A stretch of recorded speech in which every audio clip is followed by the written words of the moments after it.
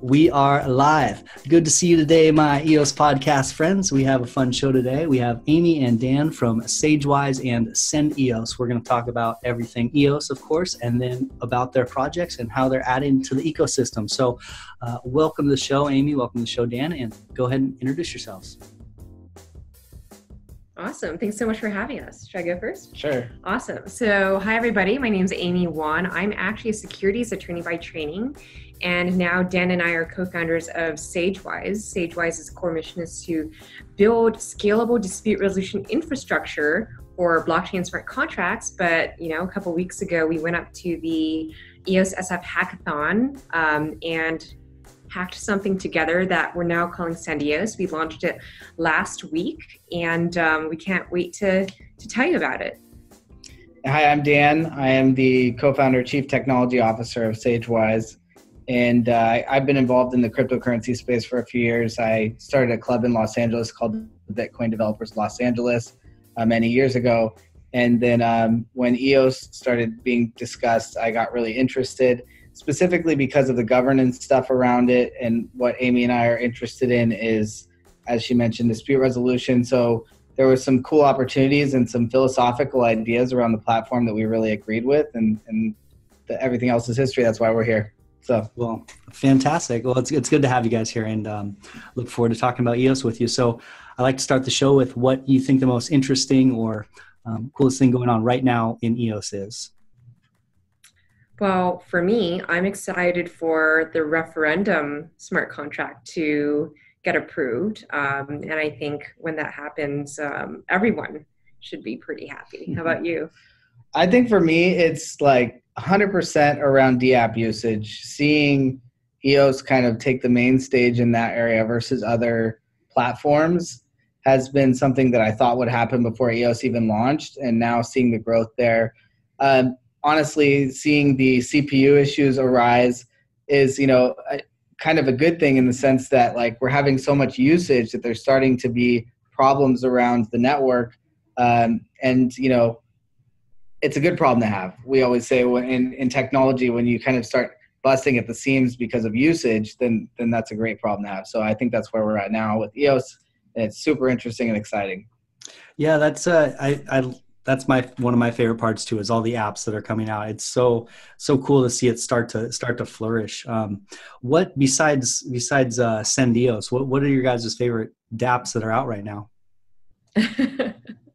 Well, I was actually just looking at dApp Radar today. It's funny because so many of them are all gambling dApps, right? Yeah. But that's early adopter stuff. It's always the vices that are going to go after new things. So I tend to think that gambling is very interesting purely because it's one of the oldest types of human experiences to gamble, and you see it come to these platforms. People always, even with Bitcoin early on, went after things that were maybe not fully legal in certain jurisdictions, that kind of thing. And we're seeing the same kind of thing on EOS.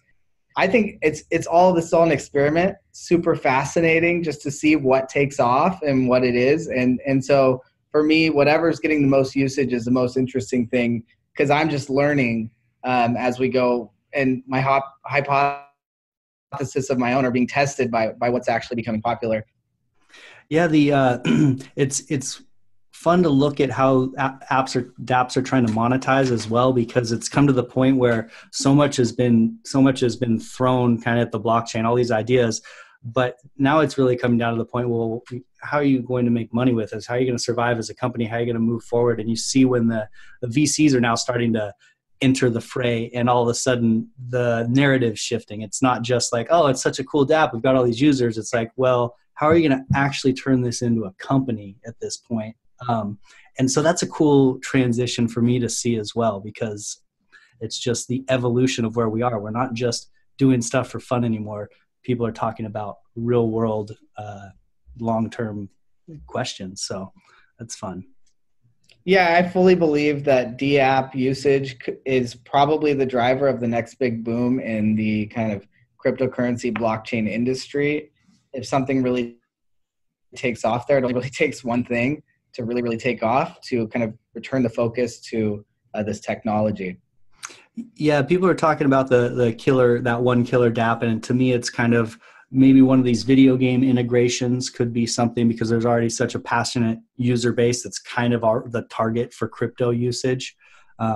So video games, and then possibly the social media. Steemit is so cool and was such a fun idea and something so fun to be a part of. I think that if someone nails it with a social media dApp that makes a lot of sense how the mechanics work, that could be a really cool adoption as well. So totally agree. There's a ton of social media opportunities, kind of social content like Reddit, and then also just the big ones like Facebook that are just kind of ripe for disruption from a philosophical perspective. Yeah. And I'm totally waiting for someone to build that right thing. And what we're starting to see is dApps where the focus is on good usability versus just having the right technology. And that's what I've really been waiting for, is can we get to the point where as a user, I don't even really need to know how any of this works, but I'm just experiencing this app and I like it more than an app that I could even use outside of this ecosystem. Yeah, I've talked to a few projects that are tackling that, but basically doing the blockchain stuff on the back end, but making it so you can sign in with your Facebook, for example, like the same way that if when you link your Twitter and your Facebook and you go to something, it's like, oh, I want to sign in with Google, yes, and you just click through. There's a few dApps that are tackling that, and that's such a nice barrier, such a nice barrier to get rid of. Yeah, that's cool. That's cool. So speaking of dApps, it sounds like you have been working on a dApp. What's the difference between Sagewise and Sendeos? So Sagewise is kind of the parent company, then Sendeos is one of the dApps. Is that how it is? Yeah, so Sagewise is our core project, but it is also very future forward thinking project. And we've been thinking a lot internally at the company lately about what does the ecosystem need right now? What are some of the bigger problems that the ecosystem is facing? And I definitely think account creation is one of them, right? Like what I always say is, look, all this technology stuff is super fancy, but if my mom and my dad don't know how to use it, or it's too difficult for them to use it, then this stuff is just going to remain a niche thing forever. It's never really going to go mainstream.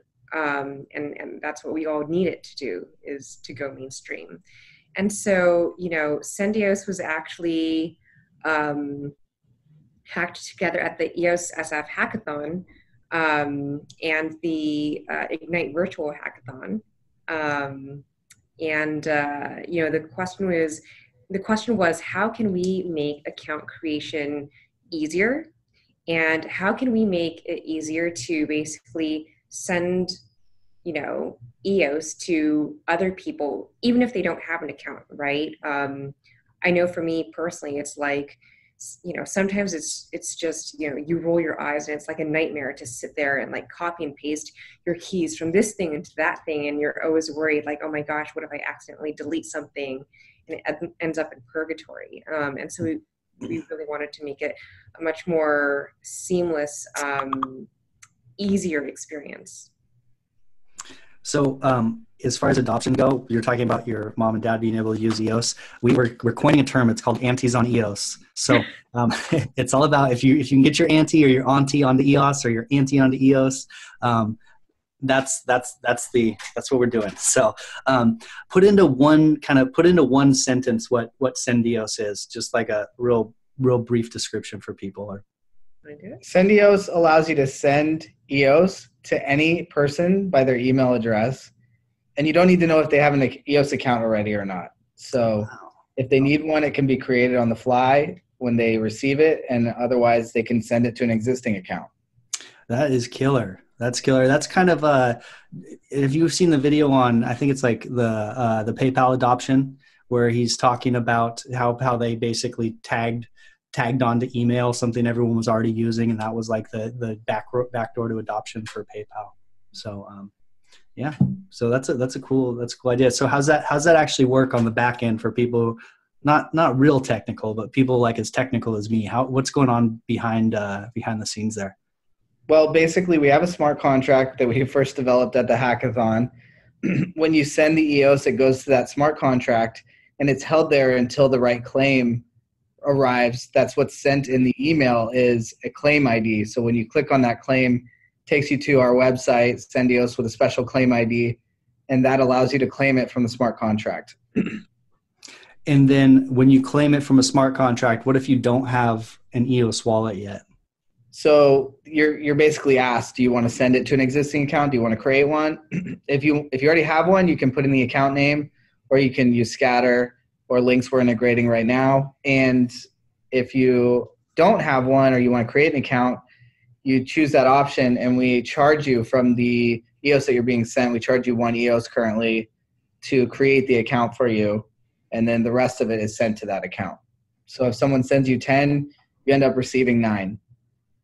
And when they create that account, is it a custom account, 12-letter custom account? They get to make it up, or is it generating it for them? They get to choose the name. We validate it to be, the correct number of characters and valid on the network and all that kind of stuff, and not already in use.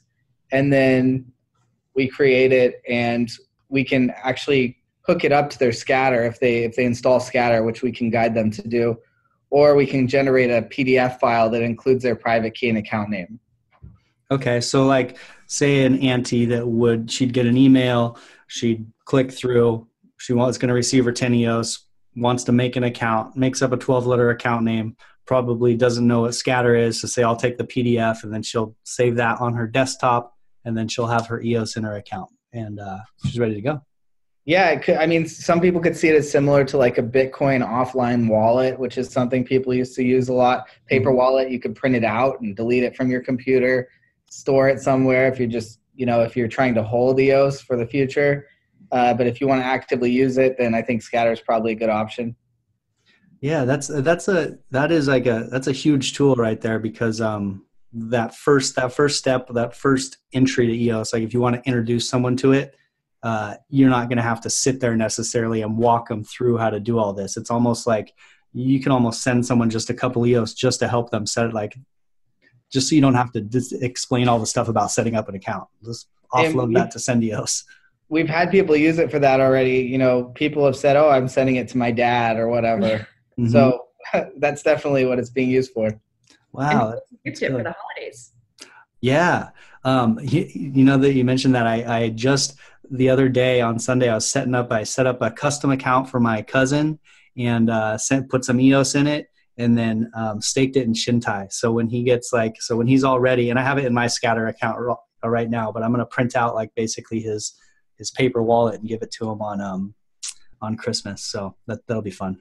That's super awesome. Yeah, that's like, it's like, well, if I'm going to spend money on this guy anyway, I might as well, do something beneficial for him. So it's funny you say that, because some of my relatives, they were saying, "What are you up to?" And I showed them Sendeos, and they're like, one of them sent me a message, said, "Everyone in our family wants EOS for Christmas." Oh, cool. There you go. So, yeah. That's awesome. Speaking of which, I figure we should probably mention right now. So we're actually, I don't know when this episode is going to air, but basically from now until 11:59 p.m. on December 31st, basically folks who use Sendeos, and they're gifting to their friends or family or whatever, if they use Sendeos and share it on social media, they're automatically entered to win our Sendeos holiday giveaway. And so people have a chance to win up to 1,000 EOS. Wow. So we're going to announce that on January 1st. And if you use Sendeos and share it to social media more than once, do you get 2 entries? Can't remember. I wrote the terms yesterday. I think it's that's like multiple shares. You could get multiple entries. I suppose. Well, I'll look back at the terms and conditions later. We ask the tough questions on the EOS podcast. I believe it's 1 entry per Sendeos transaction. Yeah, I think that's what we agreed on. Yeah. Yeah. Cool. Well, fun. That's a great. What a great campaign. That's killer. I'm going to do that for sure. And 1,000 EOS is a substantial amount of EOS. It's like, okay, let's do it. We give everyone a Christmas gift now. Cool. Yeah. So can you tell me more about Sagewise as far as what that is? And do you have a project that you're working on there that you can talk about as well? Yeah, sure. So, Dan and I actually started working on Sagewise a little over a year ago. Actually, it's been over 12 months. But basically, I'm an attorney by training, and um, I called Dan up one day and I was like, this smart contract thing, like riddle me this, but isn't this crazy? Like things are going to go wrong, right? And you've actually already seen that. The DAO, the Decentralized Autonomous Organization, that was a hack against the smart contract. And ultimately they hard forked it. But when you hard fork something, you're basically choosing winners and losers. And so, we looked at some statistics, and back in 2017, I think we were seeing, probably every couple weeks there was probably some sort of smart contract hack. Now I probably get a Google alert for smart contract hack, every week, if not every other week, right? In 2016, over $30 million and $50 million in value was lost in smart contract issues. In 2017, it was over $1 billion. 2018 is not yet over, and we'll have to tabulate those results. But our theory is that with smart contracts, there may be hacks. People may need to amend, modify, terminate their smart contracts. There may be genuine disputes over how the smart contract executed. And so we basically, our goal was to basically build dispute resolution infrastructure that could, handle the disputes that will inevitably arise around all these smart contract disputes. I should also note that I'm actually chairing the EOS Alliance Dispute Resolution and Arbitration Working Group right now. And so, just to be clear, this is separate from ECAF.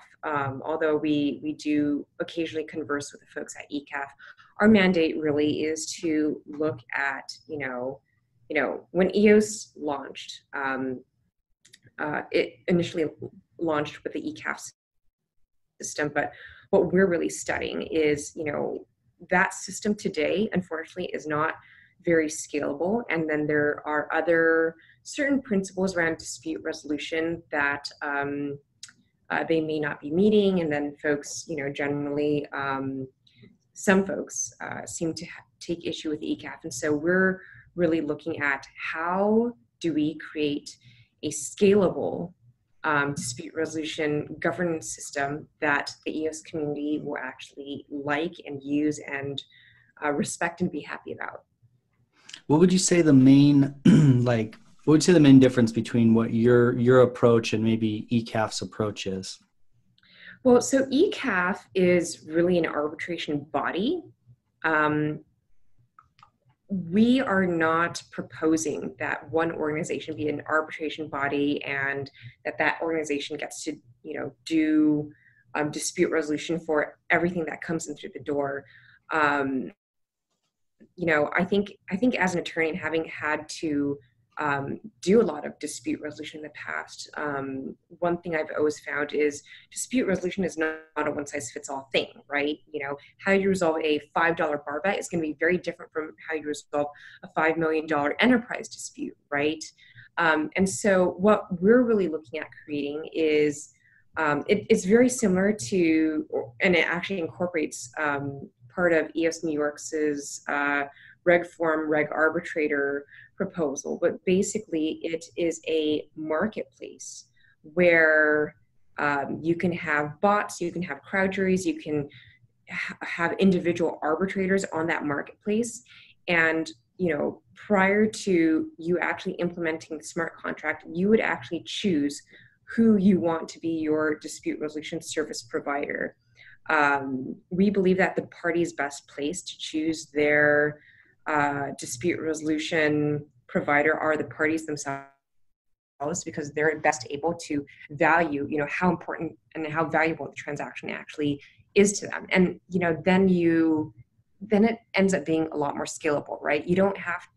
It's not like an ECAF system where you have to sit there and you have to hire human beings who are case managers, and any dispute or any claim that comes in, a human being has to sit there and assign them to an arbitrator. The arbitrator may or may not be the candidate best suited for the dispute resolution. I personally think you shouldn't even use human beings all the time to resolve dispute, right? Like one of our advisors and one of the folks that we've recruited to this working group is Colin Rule, and he's the former vice president of dispute resolution for PayPal eBay, and the system that they use resolves over 60 million disputes a year, only 5% of which are ever touched by a human being. So a lot of the stuff honestly can be automated. And so I'm kind of sitting here like, well, why are we like, going backwards in time 20 years and using human beings for everything? That's just, it's not very efficient and effective, and it's a very high transactional cost. People aren't going to be happy. Mm-hmm.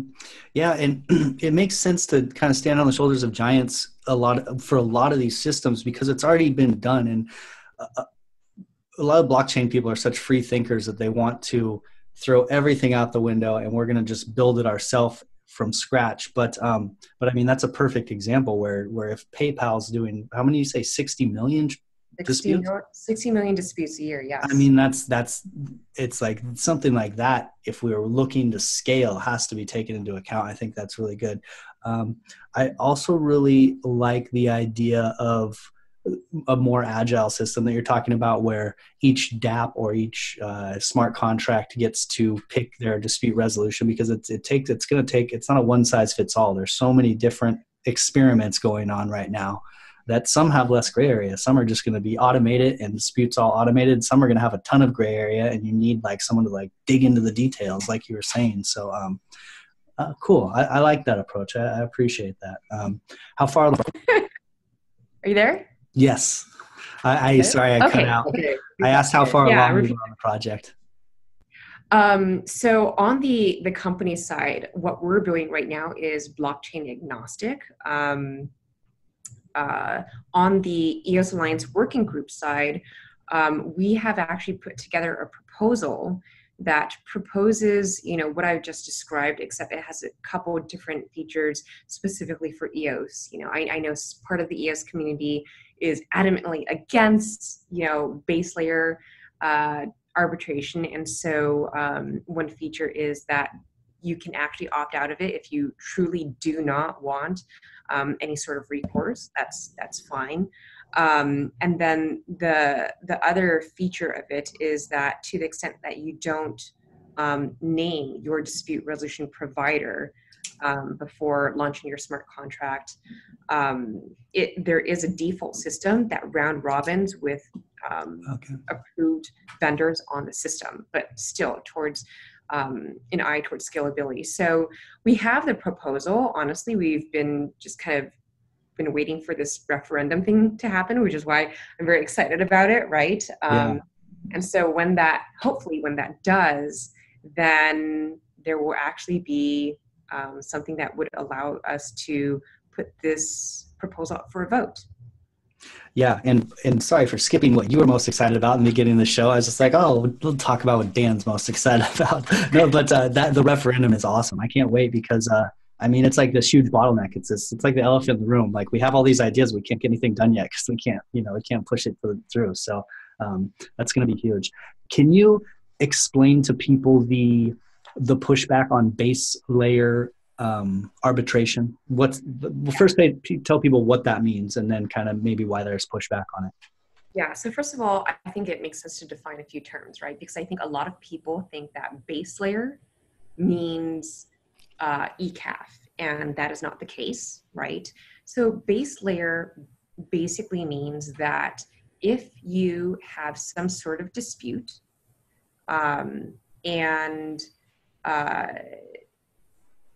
so basically what it means is if you have some sort of dispute, you're not left without any means of recourse. There is some sort of default, right?